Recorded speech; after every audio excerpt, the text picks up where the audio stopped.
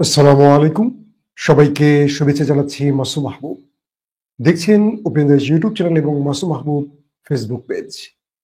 প্রিয় দর্শক, আপনাদের জন্য আজকে বেশ গুরুত্বপূর্ণ খুশির বেশ কিছু খবর আছে। শিরোনামের প্রথমে যে খবরটি থাকছে সেটি হলো, এবার বন্ধু নেতানিয়াহুকে কঠিন ধোলাই দিলেন ডোনাল্ড ট্রাম্প। মোটামুটি বাংলা ভাষায় আমরা যেটাকে বলি গালাগাল। কেন? নেপথ্যে ট্রাম্প কার চাপে পড়ে গেলেন, অর্থাৎ নেপথ্যে ট্রাম্পকে এই চাপটা কে দিল নেতানিয়াহুকে মোটামুটি উত্তম মাধ্যমের জন্য। দ্বিতীয় যে গুরুত্বপূর্ণ খবর সেটি হলো, এবার মার্কিন একটি F-35 কে আকাশে তাড়া করল চীনের যুদ্ধ বিমান। 3 নম্বর ব্রেকিং খবর, এবার ব্রিক্স সম্মেলনে আমাদের প্রতিবেশী, আমাদের চির বন্ধু রাষ্ট্র ভারত, আমাদের খুব কাছের বন্ধু রাষ্ট্র ভারত, তাকে মোটামুটি ভালো পরিমাণ লজ্জিত করলো ব্রিক্সের বাকি সদস্যরা। এবং এটি আশা করি বাংলাদেশের রাজনীতিবিদদের এই খবরটি খুব গুরুত্বপূর্ণ জানার, যে দক্ষিণ এশিয়ায় বা আন্তর্জাতিকভাবে ভারতের অবস্থা কোথায় গিয়ে দাঁড়িয়েছে। এবং ব্রিক্সের সদস্যরা আমেরিকা এবং ইসরায়েলের ব্যাপক সমালোচনা করে ইরানের পাশে দাঁড়িয়েছে। এছাড়া ইয়েমেনের প্রসঙ্গে কিছু খবর থাকবে, দখলদারদেরকেও পাল্টা জবাব দিয়েছে আজকেও ইয়েমেন। আজকের এই খবরটি শিরোনাম যাই বলি, পুরো বিশ্লেষণ টাইপের খবরটি হবে। আমি যদি কেউ মনে করেন যে ভাই সংক্ষিপ্ত খবর, তাহলে এখানে দেখা বন্ধ করেন, শিরোনাম তো জেনেই গেছেন, আর দেখা দরকার নেই। আর যদি পুরো খবরটি বুঝতে চান, কারণ আজকের খবরটি একটু বিশ্লেষণ টাইপের, সো আপনাকে একটু মন দিয়ে শুনতে হবে। যতটুকু আপডেট আমি দিতে পারি আপনাদেরকে খুব কেয়ারফুল শুনতে হবে। আসেন, আমাকে এক দর্শক প্রশ্ন করেছেন, আব্দুর রহিম ভাই, বাংলাদেশ সম্পর্কে কিছু বলেন। বাংলাদেশ সম্পর্কে আজকে বিকেল 4টায় আমি একটি লাইভ করেছি, সেখানে বাংলাদেশ নিয়ে ডিটেল বলেছি, আপনি সেই লাইভটি দেখে নিতে পারেন। একটি বিষয় বলি নেই, আজকে 4টায় যে লাইভটি করেছি সেখানে আমি বিএনপির জন্য কিছু সাজেশন তুলে ধরেছি। তো পরবর্তী দেখলাম যে বিএনপির বেশ কয়েকজন সিনিয়র নেতা আমাকে নক দিয়েছিলেন, তারা থ্যাঙ্কস দিয়েছেন, কেউ হোয়াটসঅ্যাপে মেসেজ দিয়ে থ্যাঙ্কস দিয়েছেন, বললেন আজকের এপিসোডটি তাদের খুব ভালো লেগেছে। এবং তারা বলছেন যে এই কথাগুলো তুমি যেভাবে বলতে পারো আমরা বলতে পারি না, কিন্তু তোমার কাছ থেকে শুনে আমরা খুব খুশি হয়েছি। খুব সিনিয়র টাইপের বেশ কয়েকজন নেতা আমাকে আজকের এই দুপুরে যে লাইভটি করেছি তার জন্য স্পেশালি থ্যাঙ্কস দিয়েছেন। তবে যারা বিএনপির একটু বেশি শিক্ষিত লোক, পাড়া গায়ের, তারা আবার অনেকে বলেন ভাই আপনি বিএনপির সমালোচনা করছেন কেন। আসলে কোনটা সমালোচনা কোনটা ভালোবাসা এটা যারা বোঝেন না, তাদের জন্য আসলে আফসোস হয়, কি বলবো, দুঃখ লাগে তাদের জন্য। তো দর্শক, আসে আমরা আমাদের আজকের মূল বিষয় চলে আসছি। প্রথম কথা হলো, নেতানিয়াহু আমেরিকা সফরে আছেন। ডোনাল্ড ট্রাম্পের সাথে গুরুত্বপূর্ণ তার বৈঠক ইরান এবং গাজা ইস্যুতে। তাদের প্রাক আলোচনা, যেটি গণমাধ্যমে নয়, গণমাধ্যমের আগে তাদের যে প্রাক বৈঠকটি হয়, সে বৈঠক থেকে আমাকে মার্কিন বেশ কয়েকজন সাংবাদিক এবং তুর্কি বেশ কিছু সাংবাদিক অফ দ্য রেকর্ডে যে তথ্যগুলো দিয়েছে আমি শেয়ার করব। কারণ আন্তর্জাতিক গণমাধ্যমের সাংবাদিকরা, আমরা নিজেদের অনেক তথ্য এভাবে শেয়ার করি, তো সেই অফ দ্য রেকর্ডের এই তথ্যগুলো আমি আপনাদের জানাবো। হয়তোবা 2-3 দিন 4 দিন পরেও আপনারা পরবর্তী জানতে পারেন, আদৌ না জানতে পারেন, কিন্তু আজকে আমি সেই তথ্যগুলো দিতে চাই, এক্সক্লুসিভ কিছু তথ্য। সেই তথ্যের প্রথমটি হলো যে মিস্টার ডোনাল্ড ট্রাম্প তিনি নেতানিয়াহুকে গাজাতে যুদ্ধ বন্ধ করতে বলেছেন। তিনি বলেছেন গাজা ইস্যুতে নেতানিয়াহু তুমি আর সামনে এগোবে না, এখানেই ফুল স্টপ।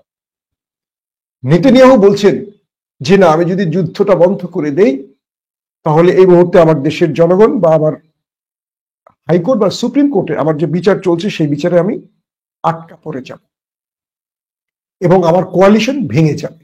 আপনারা জানেন যে নেতানিয়াহু এই মুহূর্তে ক্ষমতায় আছে কোয়ালিশন করে, কয়েকটি দলের কোয়ালিশনে নেতানিয়াহু দল এককভাবে বিজয় পায়নি, সেখানে পিয়ার সিস্টেমে।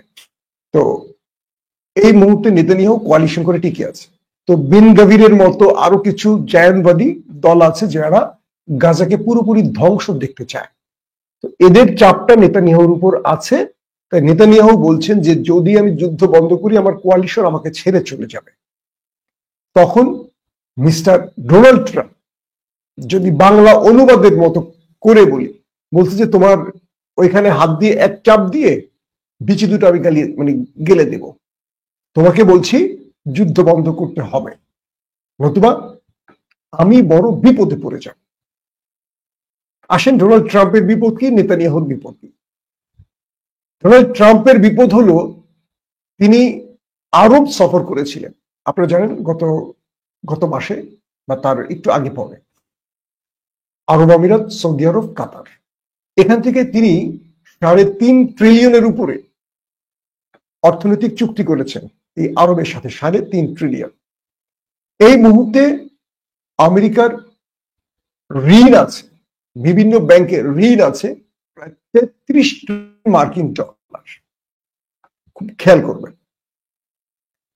তো আরব থেকে যে 3.5 ট্রিলিয়ন অর্থ পাচ্ছে ডোনাল্ড ট্রাম্প, যারা এই অর্থ দিচ্ছে তাদের মধ্যে অন্যতম একটি দেশ যারা 1.5 ট্রিলিয়ন বা আমেরিকাকে, সেই দেশটির নাম কাতার। তো কাতার যেহেতু গাজার মধ্যস্থতার একটা প্রথম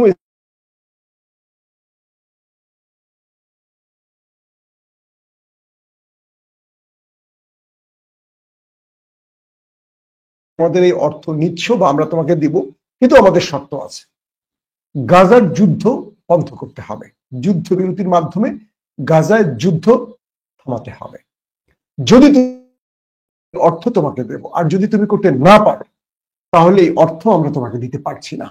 কারণ তোমার সব শর্ত রাখবো, তুমি আমাদের কোনো শর্ত রাখবে না, এটা তো হতে পারে না। এটার পাশাপাশি কাতারের যখন Sheikh Tamim bin Hamad Al থানির পক্ষ থেকে এই বার্তা ডোনাল্ড ট্রাম্পের কাছে এসছে, তখন সৌদি আরবও একই বার্তা দিয়েছে মিস্টার ট্রাম্পকে। সৌদি আরবও হয়তো কাতারের মতো এরকম শক্ত করে বলেনি, কিন্তু ভাষাটা এই যে আমরা আমাদের আরবের বন্ধু বা আমাদের ফিলিস্তিনি ভাইদের এই মুহূর্তে শান্তি, ফিলিস্তিনে এই মুহূর্তে শান্তির জন্য আমরা যুদ্ধবিরতি দেখতে চাই। তো এই পরিস্থিতিতে ডোনাল্ড ট্রাম্প পড়ে গেছেন বড় চাপে, যেহেতু তার দেশে বিশাল অঙ্কের ঋণ আছে। তো ডোনাল্ড ট্রাম্প বললেন যে আমি আমার মিত্রদের কাছ থেকে অর্থ পাবো, সেই অর্থের জন্য চুক্তি করে এসেছি যুদ্ধবিরতির, তুমি এখন থামো। তো মিস্টার নেতানিয়াহু ডোনাল্ড ট্রাম্পকে বলেছেন যে তাহলে আপনি আমার জন্য একটা হেল্প করেন মিস্টার ডোনাল্ড ট্রাম্প। কি? আপনি আমার সুপ্রিম কোর্টের বিচারকদের বলে দেন, কারণ ইসরায়েলের সুপ্রিম কোর্টের বিচারকদের সেকেন্ড হোম অধিকাংশই আমেরিকায়। তো তাদেরকে আপনি বলে দেন তারা যেন আমার বিচারটা 1-1.5 বছরের জন্য বন্ধ রাখে, শুনানিটা পিছিয়ে দেয়। কারণ আমি যুদ্ধ বন্ধ করলে তারা আমাকে টান দিয়ে আদালতে নেবে, লটকায় দেবে। তো ডোনাল্ড ট্রাম্প বলছেন এর একটাও আমি করতে পারবো না, তুমি যুদ্ধ বন্ধ করবে, যুদ্ধ আর চলবে না। এখন নেতানিয়াহু পড়ে গেছেন মাইনকা চিপায়। নেতানিয়াহু এখন বড় রকম মাইনকা চিপায় পড়ে গেছে, কারণ মার্কিন এস্টাবলিশমেন্ট তারা যে পর্যবেক্ষণগুলো তুলছে, বলা হচ্ছে যে ডোনাল্ড ট্রাম্প তার ইহুদি লবি বা জায়নবাদী লবির এগেনস্টে দাঁড়িয়ে এই সিদ্ধান্ত নিয়েছে কেবল আমেরিকার স্বার্থে। ভাববেন না যে ডোনাল্ড ট্রাম্প ফিলিস্তিনের প্রেমে পড়ে গেছে। বিষয়টা হলো ডোনাল্ড ট্রাম্প তার অর্থনৈতিক লাভের আশায় আরবের এই 3 বা 3.5 ট্রিলিয়ন টাকার জন্য তিনি মূলত এখন গাজার যুদ্ধবিরতি চাইছেন। আর যেহেতু নেতানিয়াহু ডোনাল্ড ট্রাম্পের মাথায় কাঁঠাল রেখে ভাঙছে বা কাঁঠাল খাচ্ছে, এটা তো বুঝতেই পারছেন। তো নেতানিয়াহু বলছে এই মুহূর্তে গাজায় আর আমি কোনোভাবে যুদ্ধ দেখতে পারবো না, এটা আমার চুক্তি। এখন ট্রাম্পের বৃহত্তর অর্থনৈতিক স্বার্থটা এখানে প্রাধান্য পাচ্ছে, এবং ট্রাম্প তার মধ্যপ্রাচ্য সফরে সবচেয়ে বেশি অর্থ বিনিয়োগের আশ্বাস পেয়েছিল এই 3টি রাষ্ট্র থেকে। তবে এখানে আরব আমিরাত মোটামুটি চুপচাপ রয়েছে। তবে জায়নবাদী লবিগুলোকে এখন পুরোপুরি উপেক্ষা করছে ডোনাল্ড ট্রাম্প। তো এবং বলা হচ্ছে যে তিনি প্রথমে তার আমেরিকাকে চিন্তা করছেন ডোনাল্ড ট্রাম্প, তারপর আদার্স। তো এই বিষয়টি নিয়ে এখন বড় রকম চাপে আছেন নেতানিয়াহু। এখন নেতানিয়াহু যদি যুদ্ধবিরতি ঘটান, সেক্ষেত্রে বেন গাবিরদের মতো বা তার কোয়ালিশনের বাকি দলগুলো এখানে নেতানিয়াহুকে আটকে দিবে, কারণ তারা যুদ্ধটা চাইছে। এবং প্রয়োজনে নেতানিয়াহুর বিপরীত বা বিকল্প কোনো চিন্তা ডোনাল্ড ট্রাম্পকে করতে হতে পারে। এটা হলো এই দুজনের মধ্যে প্রাক বৈঠকের মূল সামারিটা দিলাম। আসেন দ্বিতীয় স্টেজে। দ্বিতীয় স্টেজে যে বিষয়টি তৈরি হয়েছে সেটি হলো আমেরিকা এই মুহূর্তে, মানে ডোনাল্ড ট্রাম্পের এই মুহূর্তে তার দেশে, আপনারা ভালো করে জানেন যে ট্রাম্প একের পর এক স্যাংশন দিচ্ছে, একের পর এক ট্যারিফ যোগ করছে, এগুলো সবকিছু হলো আমেরিকাকে এই বিশাল অর্থনৈতিক ঋণের হাত থেকে রক্ষা করা। তো ট্রাম্প এটিকেই প্রাধান্য দিচ্ছে। তো দ্বিতীয় স্টেজে যে বিষয়টি তৈরি হয়েছে, ডোনাল্ড ট্রাম্প আজকে দুপুরে লাইভে আমি কিছু অংশ বলেছি, তার দ্বিতীয় আরেক মিত্র ভারতকেও আস্তে করে হাতটা ছেড়ে দিয়েছে। তার প্রধান প্রমাণটা কি? আজকে ব্রিক্সের যে সম্মেলনটি হলো, সেই ব্রিক্সের সম্মেলনে আমরা জানি ব্রিক্সের মোট 10টি দেশ আছে। আপনারা জানেন যে সেখানে রয়েছে ব্রাজিল, রাশিয়া, চীন, দক্ষিণ আফ্রিকা, মিশর, ইথিওপিয়া, ইরান, সংযুক্ত আরব আমিরাত এবং ইন্দোনেশিয়া। তো এই দেশের মধ্যে আপনারা দেখছেন ভারত সহ এই 10টি দেশ আছে, কিন্তু পাকিস্তান এই দেশে নাই। তো ডোনাল্ড ট্রাম্প আজকে ঘোষণা দিয়েছেন এই ব্রিক্স, আমেরিকান বিরোধী ব্রিক্সে সব দেশের উপর তো আগে থেকেই ট্যারিফ যোগ করাই আছে, আরো 10 গুণ ট্যারিফ তাদের উপর যোগ করা হবে। কে বলছেন? Donald Trump. তো ভারত গিয়েছিল আমেরিকার কাছে নালিশ করবে পাকিস্তানের বিরুদ্ধে। উল্টো ব্রিক্সের সদস্য হওয়ায় ভারত প্রথমে তো ট্যারিফ খেয়েছেন, আবার 10 গুণের মধ্যে পড়ে গেছে। মাঝখান থেকে বেঁচে গেল পাকিস্তান, কারণ পাকিস্তান ব্রিক্সের সদস্য না। আবার এই ব্রিক্সে ভারত, রাশিয়া, চীন সব বাকি দেশগুলোর কাছে পেহেলগাঁওর ঘটনার নালিশ জানিয়েছিল পাকিস্তানের বিরুদ্ধে। কিন্তু মজার বিষয়, ব্রিক্স সেখানে পাকিস্তানের বিরুদ্ধে একটি কথা পাকিস্তানের বিরুদ্ধে ভারতের পক্ষে দাঁড়িয়ে বলেনি, এবং সেখানে নরেন্দ্র মোদী ব্যর্থ হয়েছে। কোয়াড, যেটি সাম্প্রতিক সময়ে কোয়াড, আমেরিকার, জাপান, ভারতের যে সংস্থা, সেখানেও ভারতের পক্ষে বা পাকিস্তানের বিরুদ্ধে কোনো কথা বলেনি। এখন ভারতের গণমাধ্যম দাবি তুলেছে, রাজনীতিবিদরা দাবি তুলেছে, নেতানিয়াহু কি বলে, নরেন্দ্র মোদীর রাজনীতি এখানে শেষ। তিনি আন্তর্জাতিকভাবে প্রত্যেকটা দেশে ব্যর্থ হচ্ছেন। ইতিমধ্যে যুক্তরাজ্য, কানাডা সহ কয়েকটি জায়গায় এবং আমেরিকার কয়েকটি প্রদেশে রয়ের অ্যাক্টিভিটিজের উপর স্যাংশন জারি করা হয়েছে।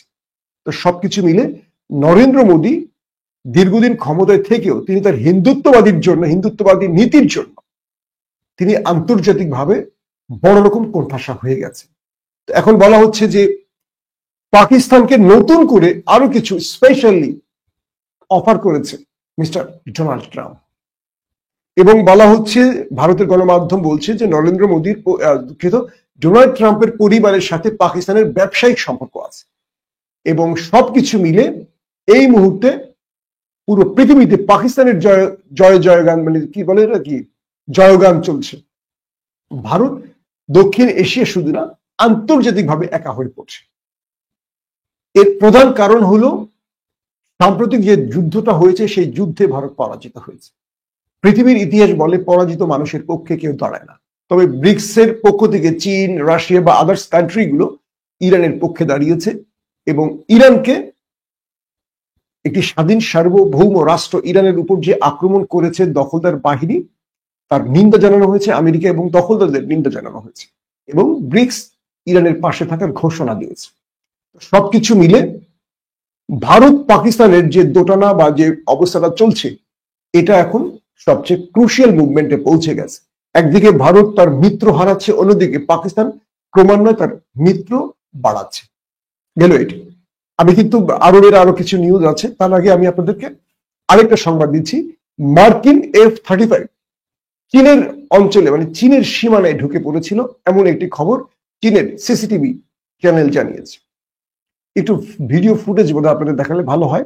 তো সেক্ষেত্রে চীন আমেরিকার সেই যুদ্ধ বিমানকে এবার তারা করলো তাদের F-16 যুদ্ধ বিমান দিয়ে।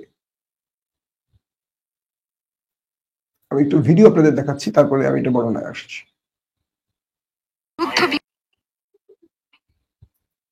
বিমানকে তাড়ানোর এই ভিডিও প্রকাশ করে